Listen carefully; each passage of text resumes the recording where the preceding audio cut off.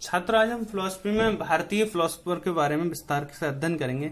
हमने इससे पहले अभी जो वेस्टर्न फिलोसोफर थे उनके बारे में अध्ययन किया, अब इंडियन फिलोसोफर के बारे में अध्ययन करेंगे। इससे पहले हमने 5 फिलोसोफर जो थे वेस्टर्न थे, जिसमें से हमने Plato, Rousseau, John Dewey, Maria Montessori और फ्रॉवेल के बारे में अध्ययन किया था। और अब हम 5 ही इंडियन फिलोसोफर के बारे में अध्ययन करेंगे, जिसमें स्वामी विवेकानंद, रविंद्रनाथ टैगोर, महात्मा गांधी, श्री अरविंदो और जे कृष्णमूर्ति के बारे में विस्तार से अध्ययन करेंगे। छात्रों, आज हम सबसे पहले स्वामी विवेकानंद को ले लेते हैं। स्वामी विवेकानंद, इनके बारे में इतिहास जान लेते हैं, इनकी क्या इतिहास रहा है क्या नहीं। सबसे पहले हम शॉर्ट में पढ़ेंगे, क्योंकि इनका इतिहास इतना है बताने के लिए कि शब्द कम पड़ जाएंगे, मगर इनकी हिस्ट्री कम नहीं पड़ेगी। बहुत कुछ किया है। जीवन तो 29 साल का था, नहीं सॉरी 39 ईयर, 39 वर्ष जिए, और इन्होंने इतना कार्य किया है कि इनके इतिहास को हम सूक्ष्म में नहीं लिख पाएंगे। फिर भी हम कोशिश करते हैं क्या क्या बता सकते हैं। नाम, बचपन का नाम नरेंद्र दत्त, जन्म 12 जनवरी 1863।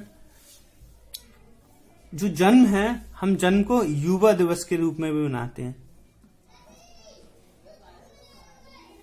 Youth day. जन्म स्थल यानी कि जो बर्थ प्लेस है इनका, वो कहाँ है? कलकत्ता। पिताजी का नाम, फादर्स नेम, विश्वनाथ दत्त, माता भुवनेश्वरी देवी। आध्यात्मिक गुरु, और गुरु कहा जाए तो रामकृष्ण परमहंस। इनके भाई बहन 9 थे। ये अपने भाई बहनों में 5वें पुत्र थे, 5वें नंबर के पुत्र थे। पिता जो थे एक मतलब ये संपन्न परिवार से थे और कास्ट परिवार में जन्म हुआ था। पिता संपन्न परिवार, मतलब पूरा परिवार संपन्न था। पिता कलकत्ता उच्च न्यायालय में वकील थे, एडवोकेट थे। दादा फारसी व संस्कृत भाषा का उच्च ज्ञान रखते थे, और इन्होंने दादा से ही फारसी और संस्कृत भाषा का ज्ञान प्राप्त किया। उसके बाद आ जाए हम स्वामी की रुचियां। स्वामी जी की रुचि क्या कहती? दर्शन शास्त्र, इतिहास, समाजशास्त्र, कला, साहित्य, संगीत में इनकी विशेष रुचि थी। संगीत की शिक्षा लेने के लिए इन्होंने वैनी गुप्ता और अहमद खान उस्ताद से शिक्षा ली। उन्होंने अहमद खान से गायन और बजाना भी सीखा, और वैनी गुप्ता से संगीत के बारे में, इनकी हिस्ट्री के बारे में बहुत ज्यादा जाना। सन 1971 में ईश्वर चंद्र विद्यासागर के मेट्रोपोलिटन इंस्टीट्यूट में प्रवेश लिया और एडमिशन लिया। सन 1879 में प्रेसिडेंसी कॉलेज की प्रवेश परीक्षा पास की। कुछ दिन तक इस संस्था में रहकर स्वामी जी ने जनरल असेंबली इंस्टीट्यूट में प्रवेश ले लिया। यहाँ पर तर्कशास्त्र, पाश्चात्य तत्व ज्ञान, मतलब पाश्चात्य वेस्टर्न के जो एलिमेंट नॉलेज थी उसके अध्ययन किया, और यूरोप का इतिहास जाना, यानी हिस्ट्री ऑफ यूरोप की हिस्ट्री के बारे में अध्ययन किया।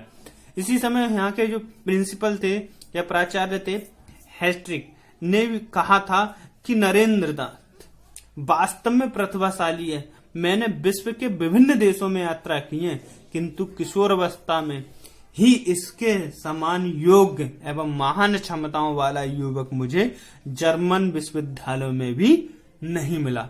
इतना योग्य व्यक्ति है। तो उसकी प्रशंसा उस समय ही की जा रही थी। आध्यात्मिक गुरु उनके, उसके बाद उन्होंने यहाँ से शिक्षा लेने के बाद आध्यात्मिक तरफ उनका विशेष ध्यान हुआ, और वह आध्यात्मिक शिक्षा लेने के लिए कई जगह गए, परंतु उन्हें कहीं संतोष नहीं मिला। और उसके बाद उन्होंने रामकृष्ण परमहंस के चरणों में गए। वहां पर उनके बहुत ज्यादा उनका प्रभाव पड़ा, और वहीं पर उनके साथ 6 वर्ष रहे। रामकृष्ण परमहंस ने ही उन्हें स्वामी विवेकानंद का नाम से संबोधित किया। वह स्वामी विवेकानंद को अपने मठ का अध्यक्ष बनाना चाहते थे, और मठाधीश बनाना चाहते थे, परंतु वो वहां पर उन्होंने मठाधीश की जो पदवी होती है उन्होंने वहां पर वो ग्रहण नहीं की। 1886 में स्वामी रामकृष्ण परमहंस जी का निधन हो गया। उसके बाद वो कुछ समय वहां रहे और वहां की देख रेख की। उसके बाद उन्हीं की याद में 1 मई 1897 ईस्वी में 97 में स्मृति में उनकी याद में या उसकी स्मृति में रामकृष्ण परमहंस की स्थापना की। ये आपकी टेट या यूपी टेट में ये क्वेश्चन पूछा जा सकता है। और मुख्य इतिहास का यह है, शिकागो में उन्होंने विश्व धर्म सम्मेलन में भाग लिया। 11 सितंबर 1893 में इस सम्मेलन में उन्होंने बहुत बड़ा भाषण दिया और 4 जुलाई 1992 में उनकी मृत्यु हो गई। ठीक, छात्रों, इनके जीवन दर्शन के बारे में हम आज अध्ययन कर लेते हैं। इनकी फिलॉसफी क्या है। इनकी फिलॉसफी जानने से पहले इनके मैं कुछ वैचारिक कथन या कहा जाए अनमोल वचन बताना चाहूंगा। जो इनकी लाइफ फिलॉसफी है वो इनके चंद अनमोल वचनों में दिखाई देती है। सबसे पहले मैंने इसमें नहीं लिखा है, उनका पहले उन्होंने ये बताया, अगर आपको कुछ करना है तो सबसे पहले एक विचार बनाओ और उस विचार को जियो, तभी तुम सक्सेस हो सकते हो। ठीक, अब उनके जीवन दर्शन क्या था देख लेते हैं। खुद को कमजोर समझना सबसे बड़ा पाप है, ये उनका बहुत अच्छा कथन है। मस्तिष्क की शक्तियां सूर्य की किरणों के समान हैं, जब वो केंद्रित होती हैं चमक उठती हैं। वही लोग अच्छा जीवन जीते हैं जो दूसरों के लिए जीते हैं। चौथा है, एक समय में एक काम करो और ऐसा करते समय अपनी पूरी आत्मा उसमें डाल दो और बाकी सब कुछ भूल जाओ। आप लोगों को मैं ये क्यों बढ़ा रहा हूं, क्योंकि जब हम स्वामी विवेकानंद के बारे में पढ़ रहे हैं तो हमें उनकी कम से कम कुछ कोटेशन तो याद होनी चाहिए। ये कोटेशन लगभग सभी बच्चों को याद होगी। उठो जागो और तब तक नहीं रुको जब तक कि लक्ष्य प्राप्त ना हो। ठीक, इसी तरीके से और कोटेशन है, जितना कठिन संघर्ष होगा जीत उतनी ही शानदार होगी। जितनी कठिन संघर्ष होगा जीत उतनी ही शानदार होगी। चिंतन करो, चिंता नहीं, नए विचारों को जन्म दो, तभी महान बनोगे। चिंतन करो, चिंता नहीं, नए विचारों को जन्म दो, तभी महान बनोगे। जैसा तुम सोचते हो वैसे ही बन जाओगे।